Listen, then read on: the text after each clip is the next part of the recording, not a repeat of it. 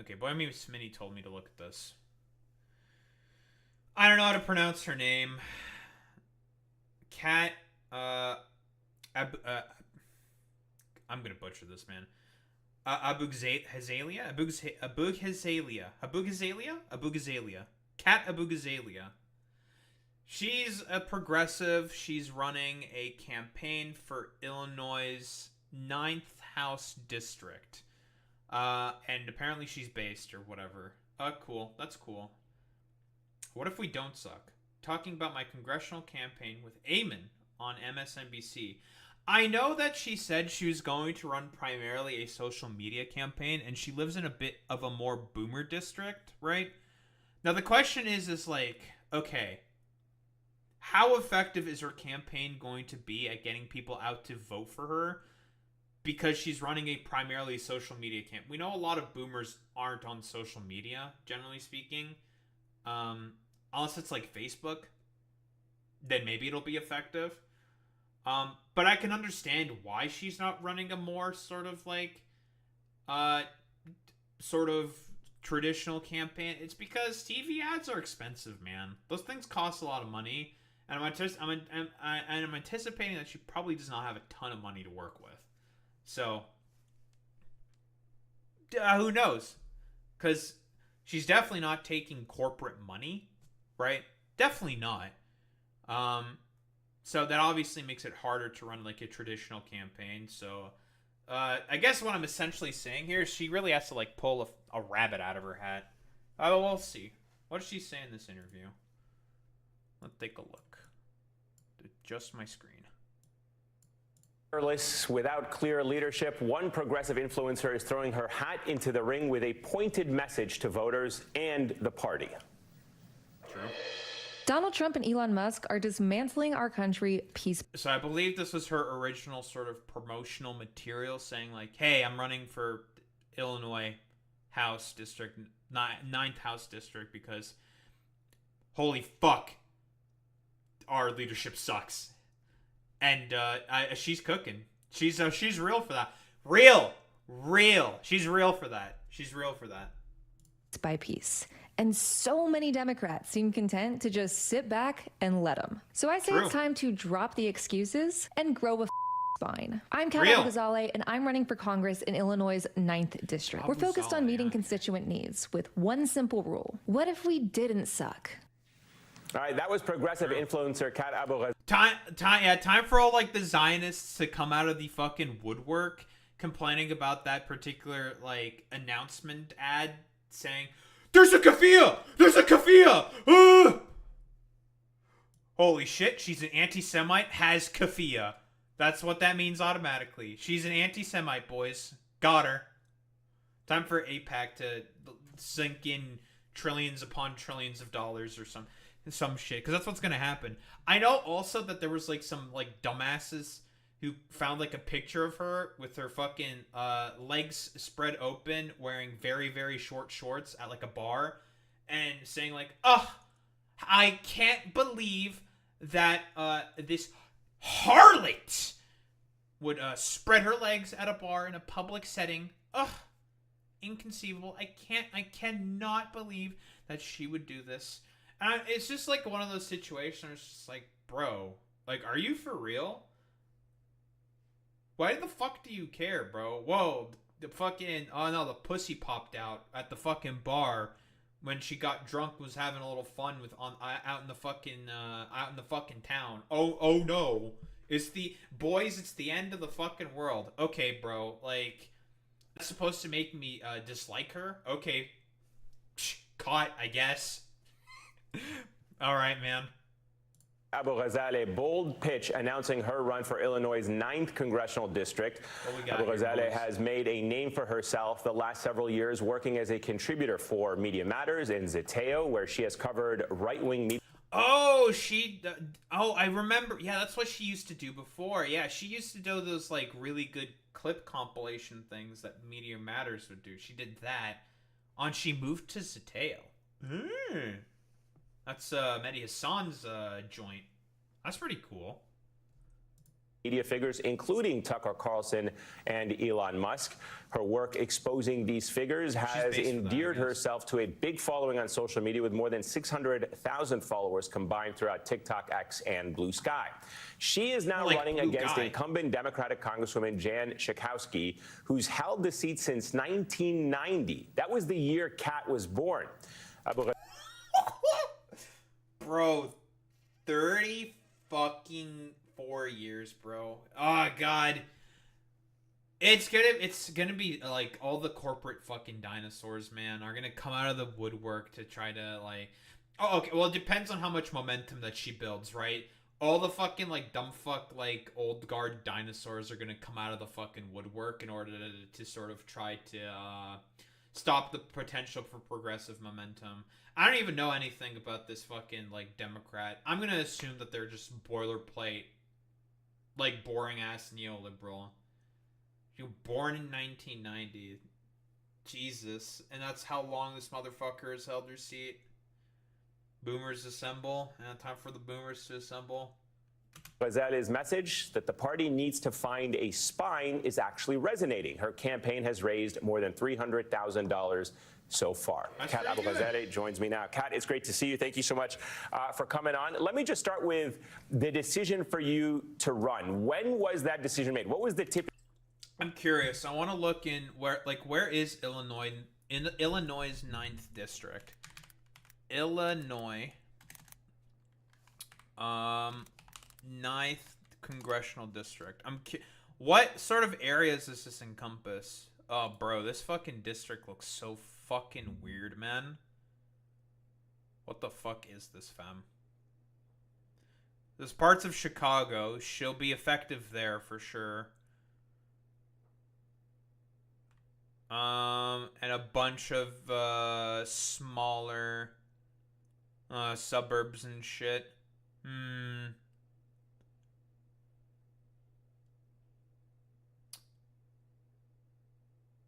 Yeah, it looks like it's a lot of villages and suburbs and stuff.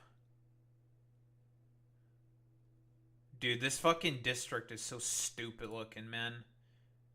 She might win it.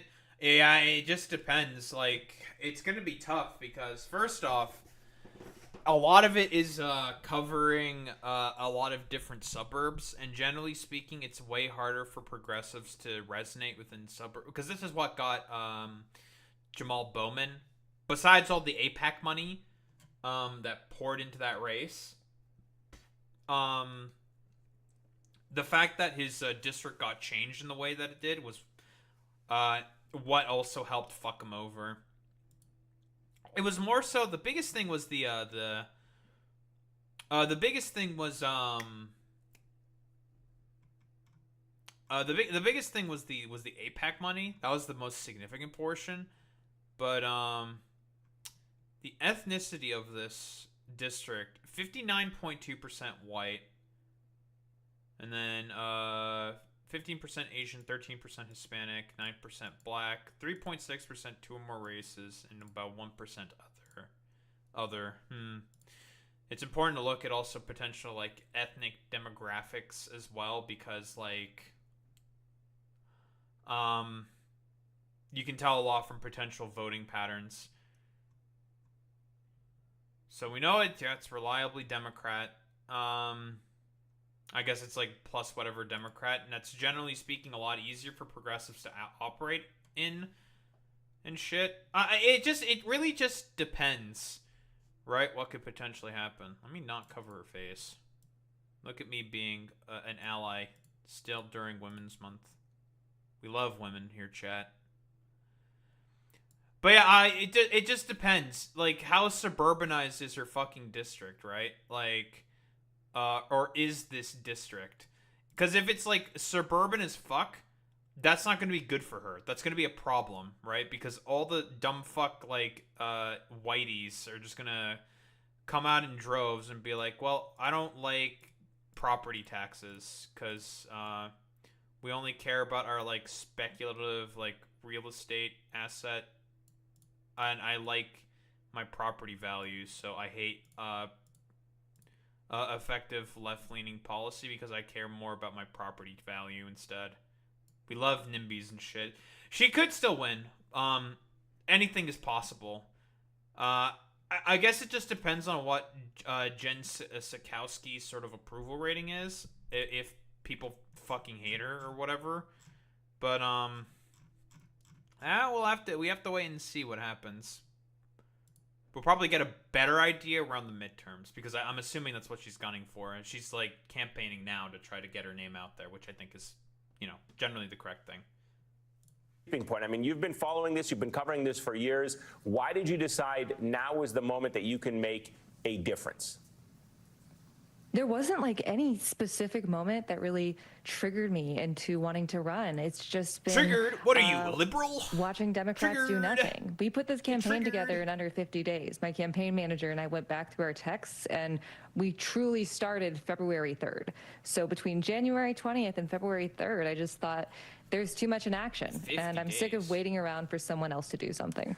I understand you had your first campaign event in Evanston, Illinois. How did that go? What can you tell us about the reception that you've had so far? Oh my God, it was incredible. We had over 130 people come. Instead of charging any admission, we had people bring tampons and pads, boxes of tampons and pads to be donated to the Period Collective here in Chicago. I met so many people. There was a ton of excitement. We had kids drive up from out of state just to say that they want to run for office. Tons of young people, tons of older people. So she lives in Chicago. Okay. Where does her opponent live? Because that also can matter.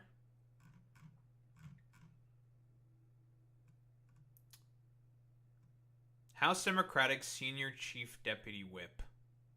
Whatever the fuck that means. That's a fucking title and a half. Christ. So she could be pretty high up there in the terms of the whatever the fuck. That doesn't necessarily mean she's like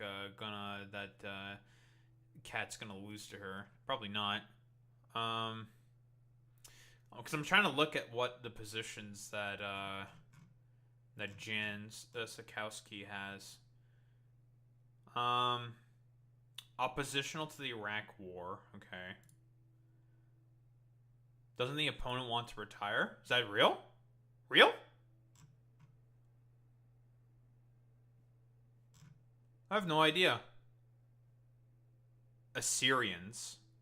She cares about Assyrians. Nagorno-Karabakh. Gaza.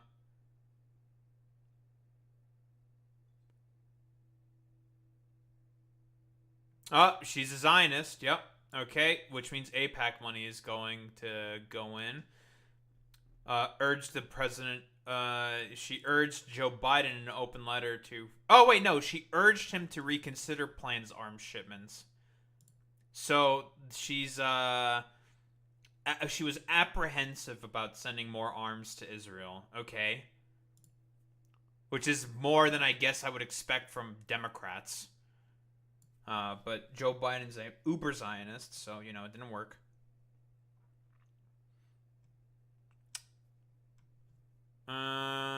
Criticism of the Tea Party movement. I'm trying to see, is there anything interesting about the opponent? Not really.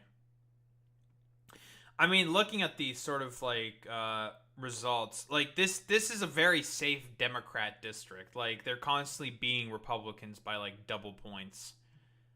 Or no one runs in the district, right? It's pretty safe Democrat. We just have to keep waiting and seeing.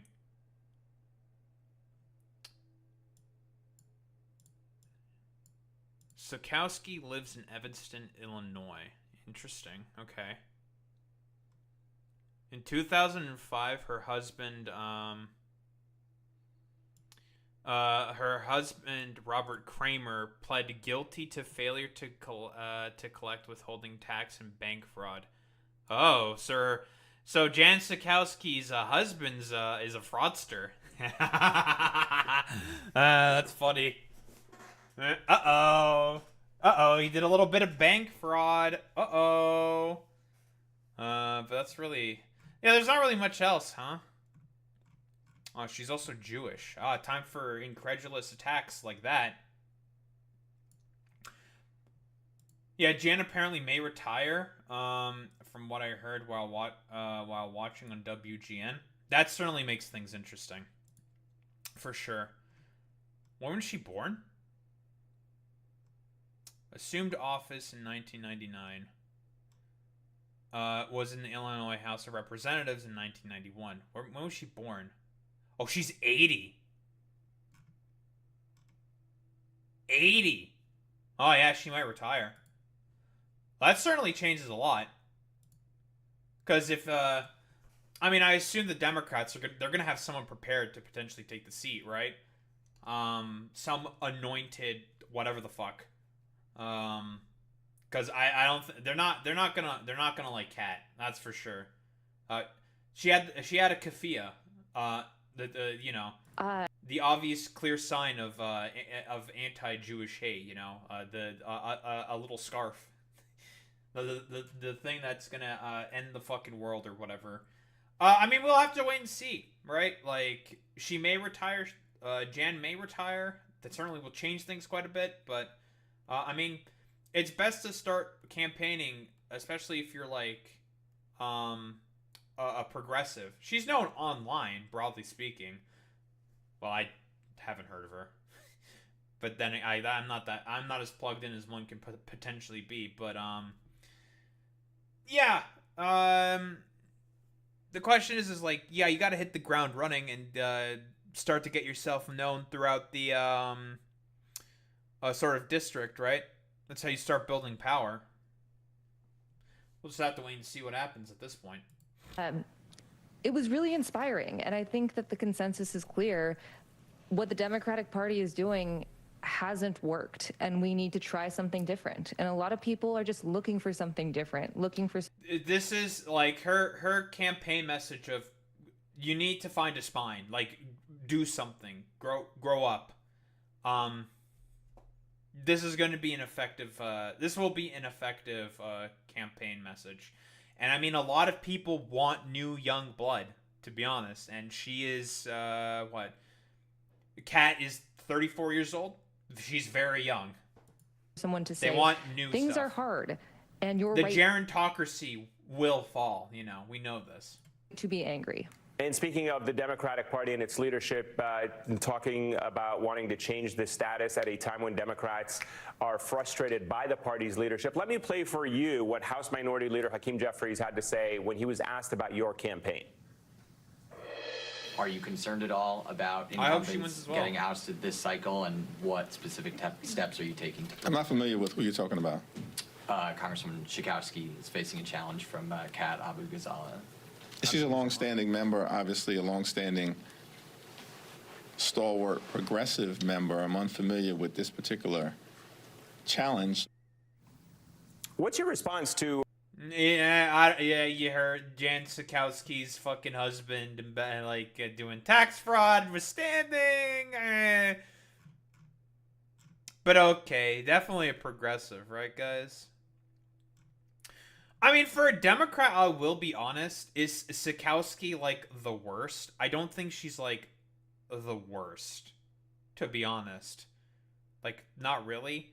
Stated her support for a public option in health insurance, arguing that it would put health insurance companies out of business and lead to single-payer health care, which she supports.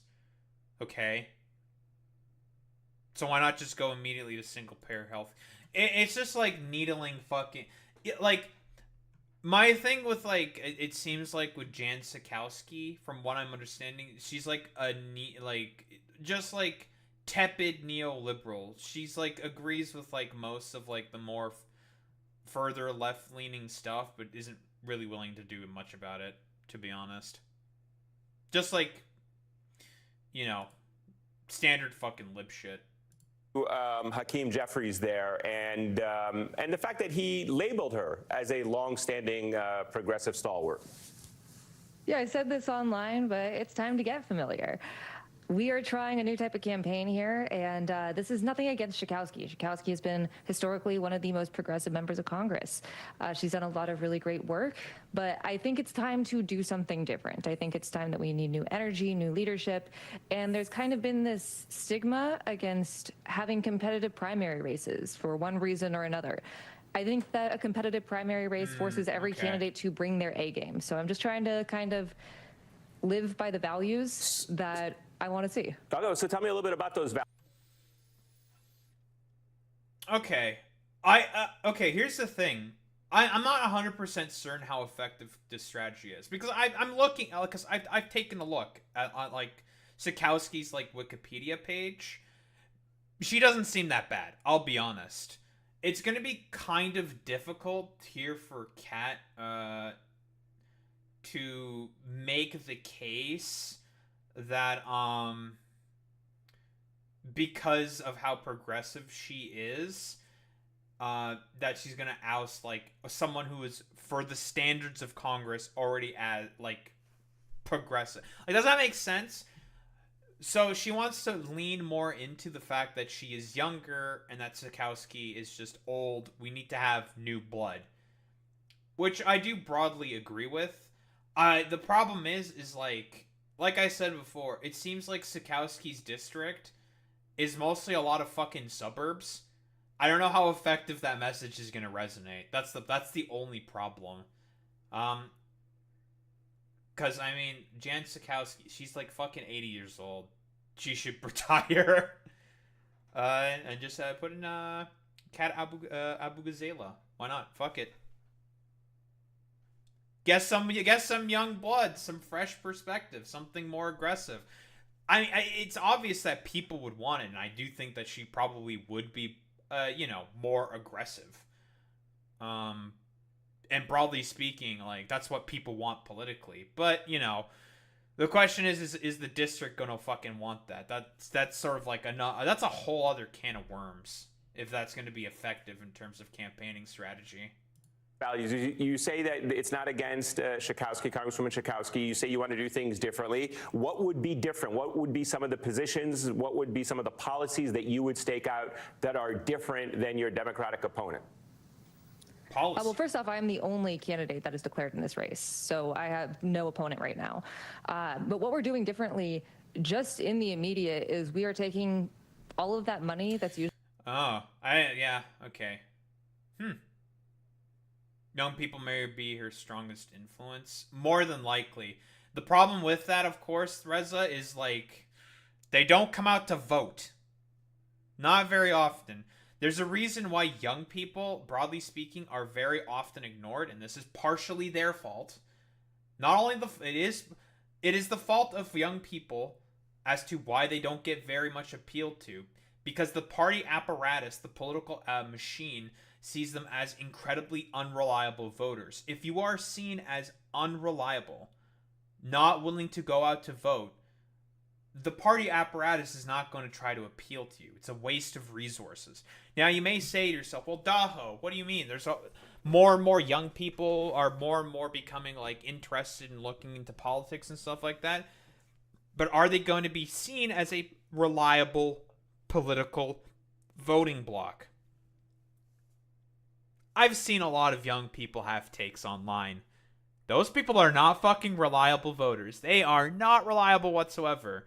And since the DNC is a private political organization, are they going to try to appeal to that, or appeal to people they know are going to come out to vote? That's a question you have to ask yourself. More than likely not. So when, generally speaking, and this is why I harp quite often on a lot of these motherfuckers, these like anti-electoralist types, why it'll never be an effective strategy. Same shit with like Sam Seder and stuff. Sam Seder says the same thing. If you're going to say that you're not going to vote to try to teach the party a lesson, that's not going to work. They're just going to be like, okay, we're just going to go to other people who we know come out to vote, and we're going to try to appeal to them to vote for us. Which is why I praised the oh god, what was the movement? What was the movement again? The uncommitted movement. the uncommitted movement, and specifically like Rura Roman, why I thought their strategy was the most effective. They honestly kind of fumbled the bag at the end, but that's tomato tomato. Why I thought they were an incredibly effective force for potentially making the Democratic Party move is because they showed themselves like, hey, we will come out and vote for you. We just have this one demand. That's it. We just want this one demand, and that's all we have. We just want you to try to get a ceasefire. That's it. Get the ceasefire. Obviously, because of how entrenched Biden was, and this is mostly because Biden's a stupid old racist fart. And eventually, like, the uncommitted movement became a little anti-electoralist. A lot of the stupid dumb fuck lefties started to get in on it as well. Although their message was still fairly consistent and clear, uncommitted, I think, was overall quite successful. The problem is that the DNC was too afraid to go after Biden's legacy. Sure, man. And too upset to bruise his fucking fifis and ego that it ended up sort of like collapsing in on itself, unfortunately. And we all know what happened after that. So it ended up not being very effective. And I don't think that's necessarily the uncommitted movement's fault. I thought what they did was still quite effective. I thought it was perfect. But there was too much entrenched bullshit within the DNC establishment itself to have it to work. AIPAC is too strong. DMFI was just too strong. The money was what ended up winning in the end, unfortunately. And the Biden's fucking ego. Usually wasted on consultants and focus group testing and fancy events for the ultra rich, and we're investing it directly back into the community. So all of our events, we're trying to make them also double as mutual aid or direct action. We are planning, banned book drives, clothing exchanges, food bank support, arts and crafts events, trying to make things as community centered as possible with a huge ground game. And with over 1,000 volunteer signups, we're doing pretty well on how we think that will play out. That's a lot of people, man. And she's going to be able to get a lot of people. If she says like more shit like this, that Democrats need to find their spine, continues to have aggressive messaging. Because who are the people who generally go out to, advocate for fucking Democrats? It's young volunteers from universities and stuff, right? I don't know, like, that's why I was talking about, like, well, how many university towns are there? If it's mostly suburbs, this is going to ring rather hollow. It's not going to be as effective. But this district also represents parts of Chicago, so it could work. Like, the district itself is like it's like a long snaking thing. It's obviously gerrymandered. It's a fucking weird looking fucking district. But we can broadly speaking, and we can broadly see like there could be something going here. There could be an effective strategy. It's just like, The problem is like, how is there like enough like university towns in order to be able to sort of like make a very effective ground game like this work? I don't know. That's like the main question. How effective could this be? It just depends on the makeup of the district. I'm not sure like what information they could be operating with in the campaign, but they probably know better than I do. I know that you're no stranger to being targeted by the right. You say in your video that Elon Musk deposed you over your mean tweets as figures like Musk and Tucker Carlson for years. What the fuck was that? You say gold diggers? That was a real weird. Okay. Bring from your experience into pushing back against them in Congress. What do you make of Musk holding tonight's town hall in Wisconsin and fueling cash into the Supreme Court race in that state, as well as the congressional races this week in Florida? Yeah, that's a thing that's going on that I probably should take a look at. Yeah, Elon's been like embezzling money in like special elections and sort of the Supreme Court's race in Wisconsin, right? it's like what, it's like $20 million or some shit has gone to there, and he's trying to do his like pay for play scheme that he did before in Pennsylvania, before that shit got shut down like immediately. He's trying to do that again. So that's also a whole other can of worms.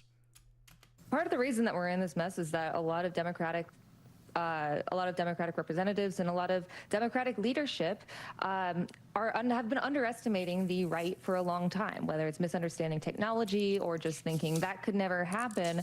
Their approach to the far right and to where we are now, this MAGA Republican agenda that Trump is pushing, has been all wrong. We're always reacting, and I think that it's time to, like I said, grow a spine. That means going on the offense. That means not normalizing some of the things that Trump has been doing. I mean, Schumer voting for that CR, I know so many people are mad about it. I heard it from pretty much everyone I talked to last night. Yeah, literally every Democrat under the sun, including in the DNC and within the House, are just like, don't stop this. Don't vote for culture. Say no to both. And the 10 dipshits that Schumer whipped up voted yes on culture but no against the fucking like bill itself, and it's just like, bro, they have the fucking majority. Like, you're just doing this out of symbolism at this point. Like, what the fuck are you doing? It was insane. But it also shows what their strategy is.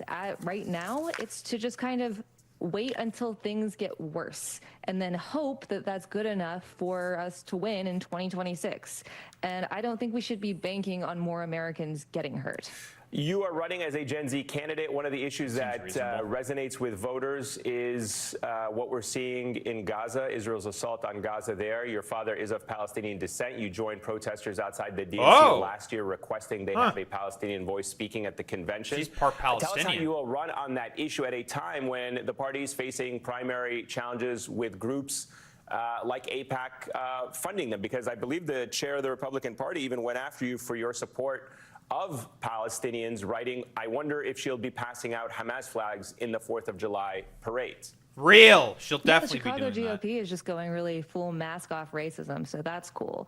The approach to this issue is like every other issue in my campaign. I have no interest in compromising my views or not listening to my moral compass. And my moral compass says, war crimes are bad no matter who commits them. Real. Civilians should be protected no matter their nationality. And right now we've already raised over $300,000 just from small dollar donors. No corporate cash, no calls to billionaires. I think a lot of people feel strongly about these issues and they just want someone that represents their values and isn't caving depending on who is investing or not. So frankly, between that and how we are approaching this ground game, trying to change people's lives directly, fill in these gaps of relief that Trump has been creating, I'm not so worried about it. I'm just excited to get back on the campaign trail and try more of this approach we're doing. All right, Kat Abughazaleh, it's great to see you again. Thank you so much for coming on the show, and we'll certainly keep following that race as it heats up. Okay, cool, neat. Man, I just don't like. I guess like overall, like she's probably a good candidate. Like that's not the problem that I'm having. She's probably is a good candidate. Is good on all the issues or whatever. No doubt. And her if she's like quite good with like the social media like snapbacks at like Republicans and shit like that, it'll definitely be effective. The problem is like if her main constituency is young people, how like because they're a fickle bunch, young people. One misstep and it's just like your potential constituency can fall apart. Which means she has to like also try to appeal to other people. It'll be tough. I do hope overall that she wins. Judging from the makeup of the district, like I said, it's a lot of suburbs. So it's going to be tough. It's not going to be easy. Especially to have like a ground game with like suburbs, like with young volunteers. Because generally speaking, like Republicans don't have a ground game. I highly doubt that Republicans will even run someone in that district. It's too democratic, right? it's not like not enough. Like every time like I looked through the elections through that race, the Republicans are getting constantly beaten. We're getting constantly beaten by a 2-1 margin.